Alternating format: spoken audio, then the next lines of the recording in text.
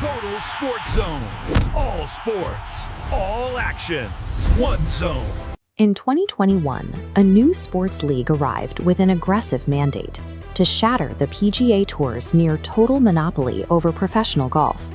LIV Golf launched using an effectively limitless financial reserve provided entirely by Saudi Arabia's public investment fund, bypassing the slow, organic growth typical of new sports leagues.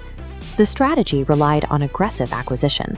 The league paid exorbitant sums to poach the sport's biggest names, such as Jon Rahm, to instantly buy market share away from the legacy tour.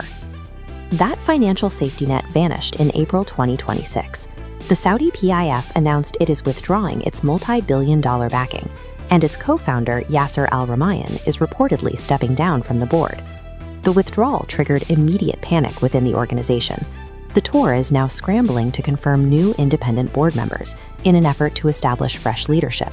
Executives are exploring opportunities to reposition the business. Behind the scenes, team captains and staff have been told the series is completely up for sale as it hunts for replacement investors.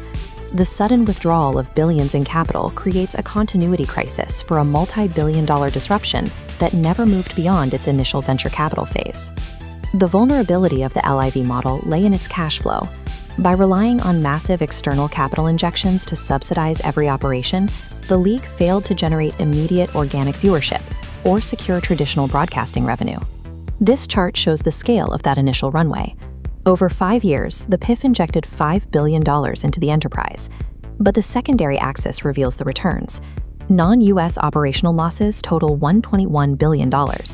Adding the vast sums pumped into the US arm of the operation deepens the deficit. Overall losses across the entire project likely line to several billion dollars more. Although LIV was projected to earn $100 million more in 2026 than it did the previous season, those revenue gains could not outpace the terminal burn rate. Facing a funding cut, the league entered immediate triage. They postponed their New Orleans event, leaving a void of US tournaments between May and August. While executives maintain hope for a new strategic plan, officials privately accept the series will be significantly scaled back from its current 14-event schedule. The league's failure demonstrates that even massive capital injections cannot survive without a model for self-sustaining revenue. Within the Saudi Public Investment Fund's massive global portfolio, LIV Golf functions as a single volatile asset. The kingdom is continuing its wider sports expansion, but administrators are now aggressively evaluating which of those assets meet their performance standards. Other massive sports properties remain securely funded. The PIF continues to back Premier League club Newcastle United and maintains its $55 billion venture into EA Esports. They also continue to host and invest in highly lucrative legacy sports operations, specifically boxing and Formula One. The decision to cut golf funding aligns with the PIF's new strategy.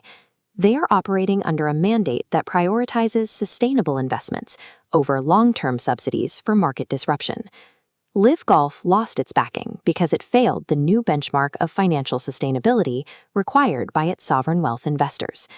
The withdrawal has immediate consequences for the hundreds of contractors, staff members, and elite athletes who abandoned legacy careers to join the startup. These players face a perilous professional limbo. In February, the PGA Tour officially closed its returning member amnesty window, cutting off the path for those looking to return. There is a singular case of escape. Five-time major winner Brooks Koepka was the only player to successfully navigate a return to the PGA Tour before the deadline. That escape required a staggering financial penalty. Koepka reportedly paid roughly £63 million in fines just to sever ties with the failing league and secure his return. Other top players, including Phil Mickelson, along with Cameron Smith and Bryson DeChambeau, previously rejected the opportunity for reinstatement.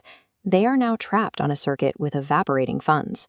Infinite capital can buy elite talent and brute force a challenge against a global monopoly, but it cannot artificially mandate an audience.